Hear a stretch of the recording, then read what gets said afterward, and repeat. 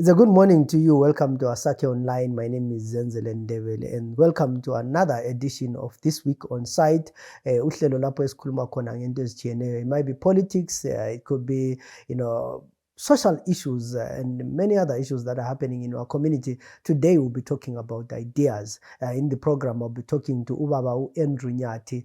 He's not new in this program and also in the Zimbabwean politics. He's a ex-combatant, a war veteran, ZPRA. Abaningi bamazi with many names. Some call him Tony Mazinho, others call him Nebula Dube, others call him the Commissar. You know, guerrillas had so many names in so many places. So I know some of them would identify with all these names. But he was one of the founding members of Simugai Cooperative, one of the cooperatives that were created after 1981. That's when they started Simugai Cooperative. They were working or farming somewhere, and they did a great job until till about 2008 somewhere when the economy did its own things. But today we are talking to him about the book that he recently wrote. It's called At a Time Such as This, the bedeviling narrative. So we'll be looking at this narrative that he's talking about.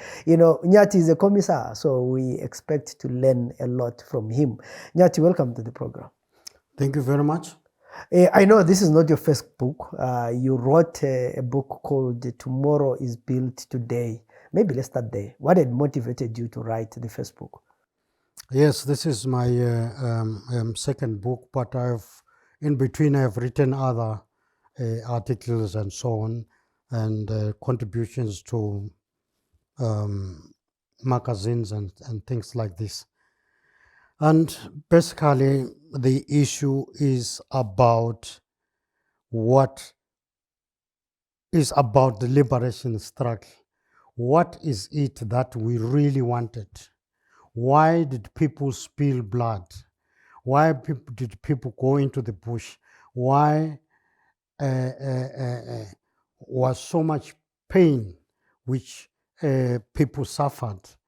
So what I am writing about in this particular book now, which is in, can I speak it in Sindebele and yes, say? Yes.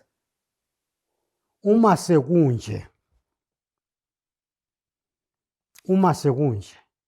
kwenziwani konakele. So there's nobody who doesn't know in this country that things are bad. No medicine, no roads, schooling is bad, work is bad, life is bad in general, families are breaking. There's so many things which are wrong. Why? So Nyathi, you were a commissar in Nyathi, and take us nxa wawufike ebadaleni kuthiwa sebebuyile okwa ungoba addressayo ngesikhathi lisilwa abantu bengakatholi independence. What is it that you were telling people? Wawufika usithini? Well, the first thing, of course, ufika nje ubingelela abazali, ubingelela abadala, ubingelele wonke umuntu, uthi ubusuchaza ukuthi isystem esiphakathi kwayo isizwisa ubuhlungu. Isystem le idinga ukuthi ilungiswe. So ukuthi siyilungise kulo into esimele siqale siyenze in between phakathi la ukuthi silwe sikhuphe amadoda la embusweni singene emandleni okubusa. Singangena emandleni okubusa bese sisenza izinto eziqondileyo which will then help our people to improve their lot, to improve the society and so on. And the key issue was to build a Zimbabwe society. You were a merchant of hope. Sorry? You were a merchant of hope. You were selling people hope. Yes. When you meet these people now, are you embarrassed about things that you were saying during that time? I don't think I am embarrassed because I think that there's things which have not been done properly. The thing that we have been able to bring the freedom to the people of Zimbabwe in the sense of independence. So that independence is here, is not going away. We did achieve something. The fact that the Africans are in power and political power, that was an achievement. The fact that the people can now mix socially and there's no now limitations, everybody can go into any part of the town. You can walk in the streets, you can walk on the pavement, and like everybody else. So we achieved something there. But what is a problem is the freedom from ignorance, the freedom from poverty, the freedom from the suffering which the people of Zimbabwe are facing now. So that didn't come. So I always say at independence, the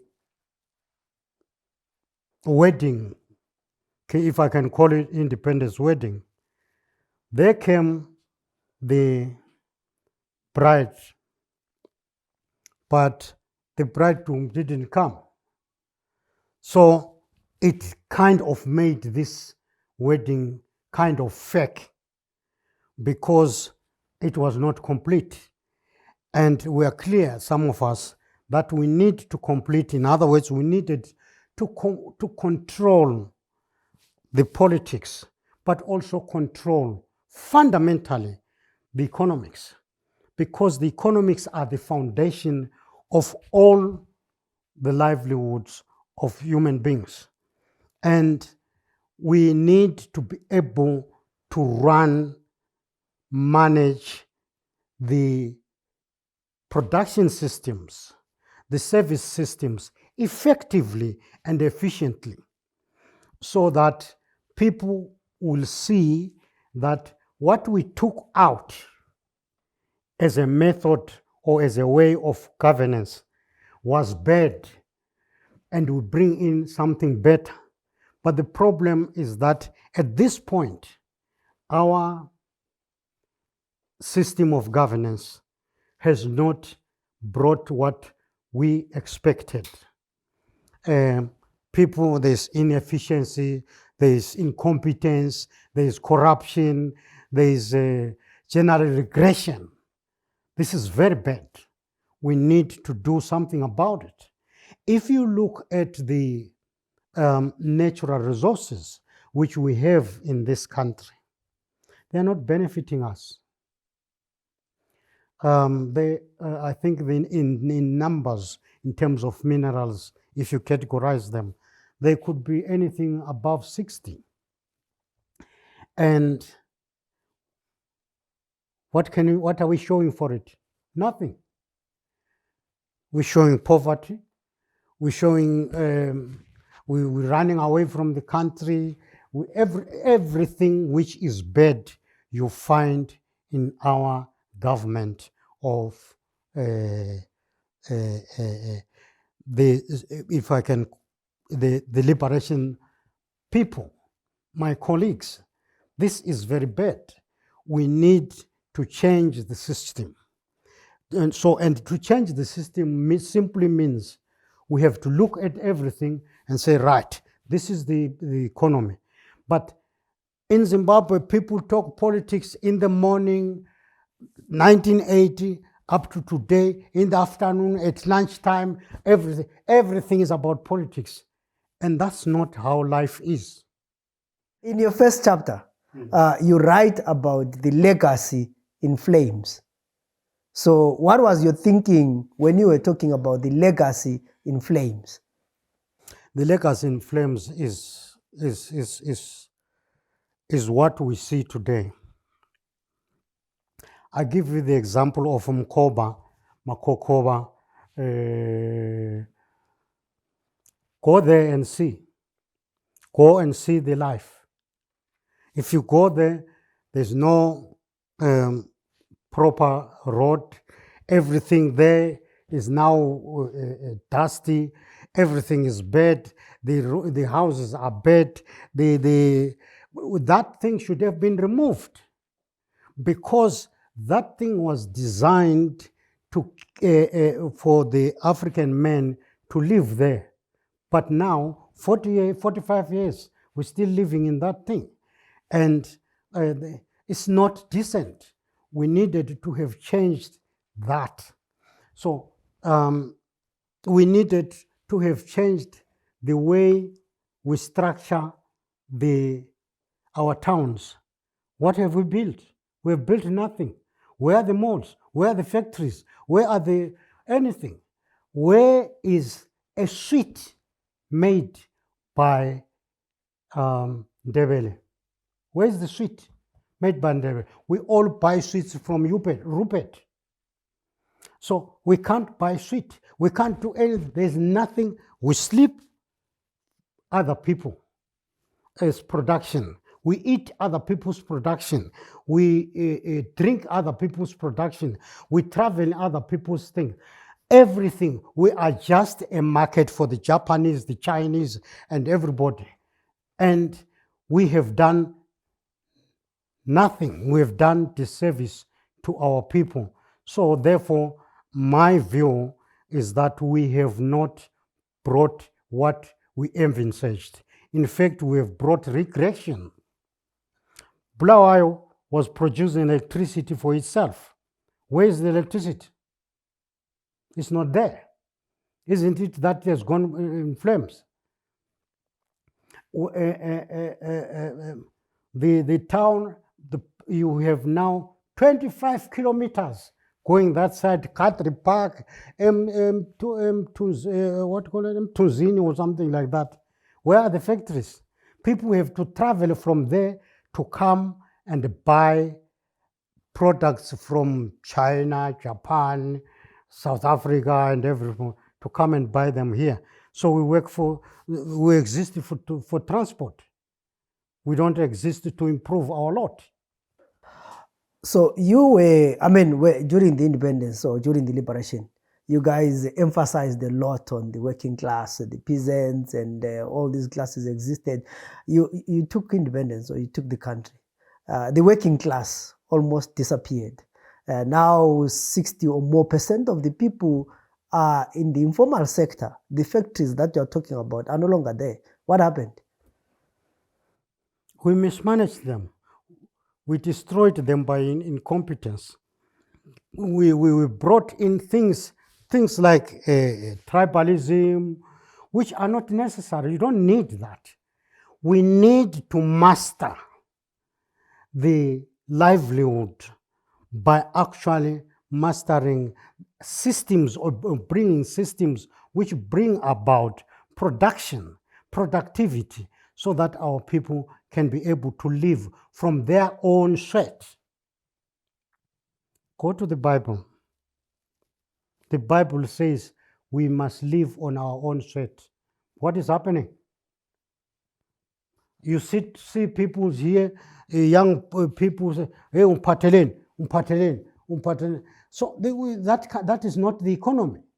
The economy means you must have production, you must have distribution, you must have the marketing of your products and of your services, and they must be done according to what is the ability of the people of that particular society, so that we can be able to trade with others.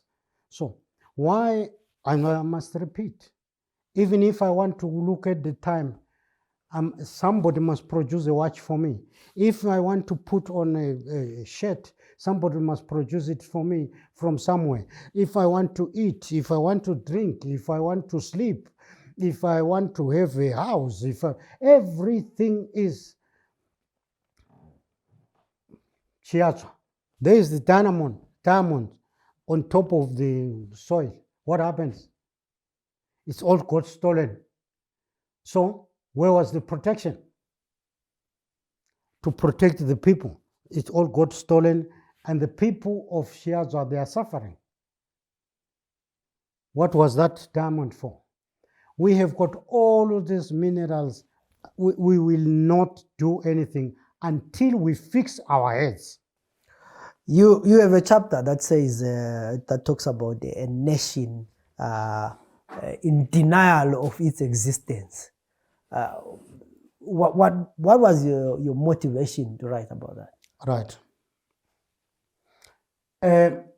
The people who were in the meeting, which sat down and decided, you know what, guys, when we get our independence, we will call our country Zimbabwe. That was putting a brick to build a nation. A nation doesn't fall from the sky. It is the leaders who put effort in building the nation. Firstly, today, if a child from Penalonga gets a scholarship and a child from Fig Tree gets a same scholarship to go to Canada, they will not be able to speak to each other because they will be seeing themselves as foreign to each other. Instead of the government should have taken the responsibility to sort out the communication, because a society or a nation needs to communicate. So that's the first thing which you have to sort out, so that people begin to learn to belong to each other. They must know that they will belong to each other. There's no corner which should be reserved for, no, here we just speak Kalanga, or here we just speak Nyanja. No, everybody must be able to be free in the country, because this is the nation which you said we want to build. Sort out the economy, and then sort out the communication, sort out the economy, and then sort out the culture.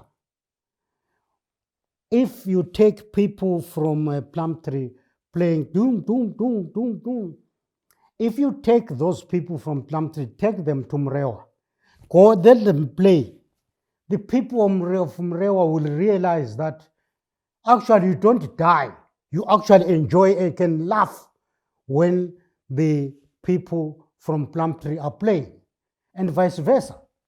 And this is what we need to do. So we need a specific effort which look at all the fabric which bring people together, so that is put together and everyone works as one unit, one society, and one people. Ule chapter in your book where you talk about civil society, and you say civil society as a tool for the people. During the liberation struggle, did you ever find or work with civil society? Yes, we did. Firstly, when the missionaries came here into this country, the first thing they attacked, or the first thing they worked with, was the civil society. They started to build schools, to build this and so many things, so that the society would work together. And even if colonialism came through, but we must also realize that our people saw education and they liked it. They said, no, you must go to Mpandeni, because that priest or that missionary is giving you good information. So where are ours? Ours are profiting about who is killing what, who is making what problems, and so on. We need the culture of respecting and promoting civil society, so that people can know what their responsibilities are. Not that they must just think that their responsibility is just to go and vote. Their responsibility is to make sure that they hold the people who are in power, in different aspects of power, accountable. They must account for what they are doing, because whatever they are doing it on behalf of the society. So even if you are a teacher, You are not teaching for your sake. You are teaching so that you are improving the society. Even if you are a doctor, so that you are improving the society. So the society or the people must be able to look at issues like that, and they must take responsibility. I cannot believe that the road to Nkai, the road to Cholocho and so on, you can't travel it. So, and the society, the civil society is there, should be able to stand up and say, not in our name. We can't have no pills, no medication in hospitals. Where did you put the money? And the fact that let's say the budget, toolies and so on, they make the budget, it must come back to the civil society so that we can look and say, what you have budgeted here is right, is what we want. No, this is not what we want. Because you are doing it on our behalf. Forget about your degree. Forget about you don't do that for your degrees, you do it for us. So the society, the civil society in all aspects should begin to stand up and say, this is the kind of Zimbabwe which we want. We are talking about this program at a time when the government of Zimbabwe has actually enacted the law, the NGO or the PVO Act, elimita ukusebenza kwama-civil society. Sokumele kurejistwe, sokumele kwenziweni.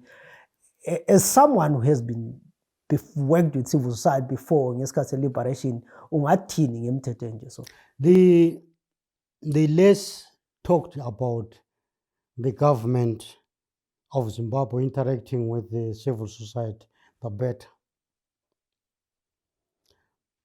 Why? You cannot have a government is a government by the people, for the people.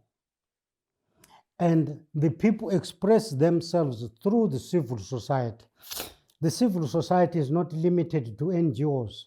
The civil society is, when we have a small association in Tombotema somewhere to do something, we should be able to be free to do what we want to do, to sort out the problem which face the people of Tombotema, which may not be necessarily the same as that which is facing the people of Rusape. So, and if you limit the civil society, you are actually limiting the interaction, the local interaction of the people to be able to solve their problems. The government must govern people less, and people must be able to do things for themselves. Because if you look at the situation now, one day this government is going to begin to say, let's cook for you. Let's feed you. That's not should be. This is our country together, all of us. But the fact that we have selected you to be in the position of governance is just for you to look after our laws. We don't need laws which stop people interacting together with one another. We don't need that. I don't think we need it. It doesn't benefit us. All this patriotic laws and so on, we don't need that. What we need is a society which knows where it is going. And then it can make, let's say, the local rules. Here we're going to provide solar for each other.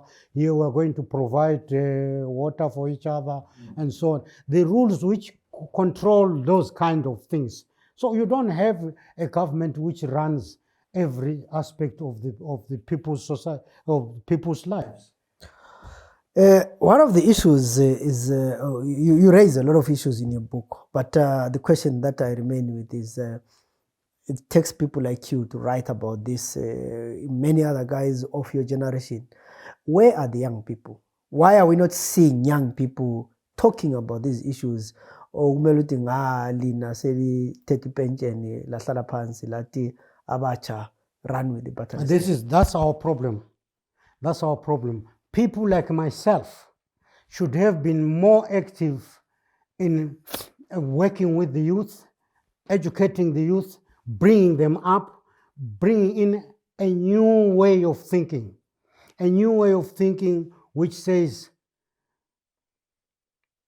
Kwekwe is our town, we're going to look after it. Harare is our town, we're going to look after it.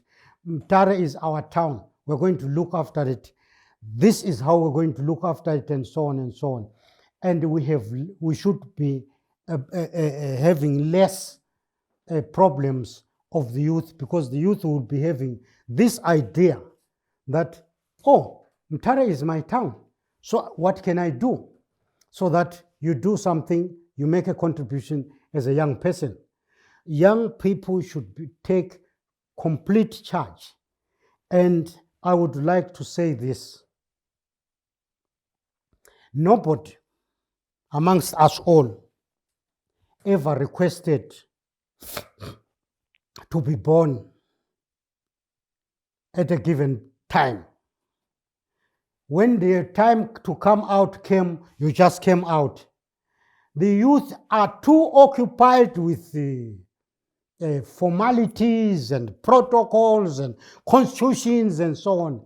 If you are a youth, be a youth and just do things. So this is what you must do. The reason why we don't have products which are made in Zimbabwe, which are able to sustain the society, is because our youth are not rebelling against the system, are not challenging the system. We all went to school to be told, the world is round, children, the world is round. And no one says, why is it not square? We need to have the youth to have that thought process which challenges what is in front of them, so that we can begin to have our own things.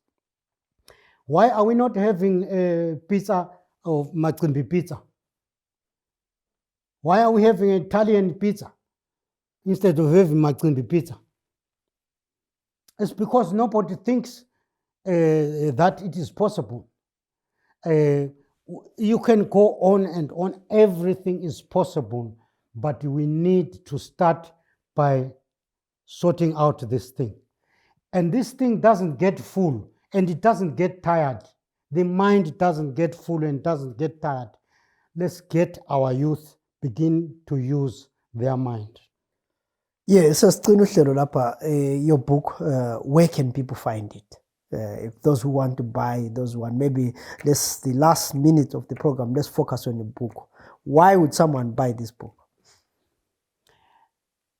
I think somebody must buy this book because it provokes the mind.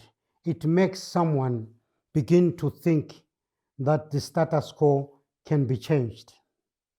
It can be changed, have our own car, make our own motorbike or something like this, have doctors, have engineers who can make things for the people of Zimbabwe. And I am saying you can get this book from the War Veterans Office. There's a comrade there who is distributing the book, or people can get it from me, can call me on 0 07 ababili 06 ababili 801 201 701 301 bese sivala ngo0. You can get that book from me. You can get it from the War Veterans offices, but I can also make it available to anybody who is interested to be able to distribute the book. I make it quite simple and cheap. It's just $10. Just $10, you get the book, you go, and that's. And I would like to say, for these ideas and more, I am busy as a person. I'm busy moving around Africa, trying to preach the same gospel that Africa must begin to learn to do things for themselves, to make their own products, and stop being a marketplace for other people. Yeah, I think on that note, I would like to thank you. I know you are one of those people who really believe in Africa, in Abantu doing their own thing. And I think you've been a testimony for that. As early as independence, or 1981, when others were looking for jobs, you guys set up Simugai and did a lot of work around. And over the years, you've been talking about this kind of work. Finally, what's your what would you say about the future of this country? What needs to change?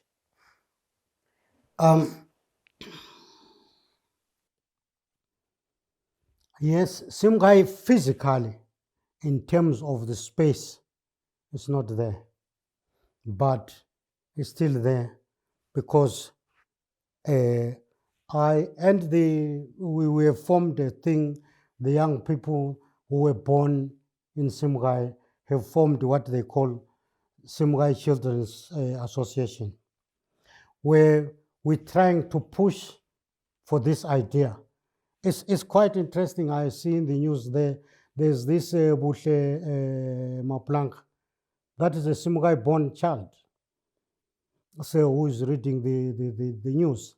So people who say a cooperative doesn't work, they don't know what they're talking about. The cooperatives can work. The problem which we had, we didn't have the support system from the government, and the introduction of ASAP was a disaster. It was a disaster, not only for us, but for everybody. And my view is that we must begin to build solidarity economy across societies, across communities, have economic hubs everywhere, have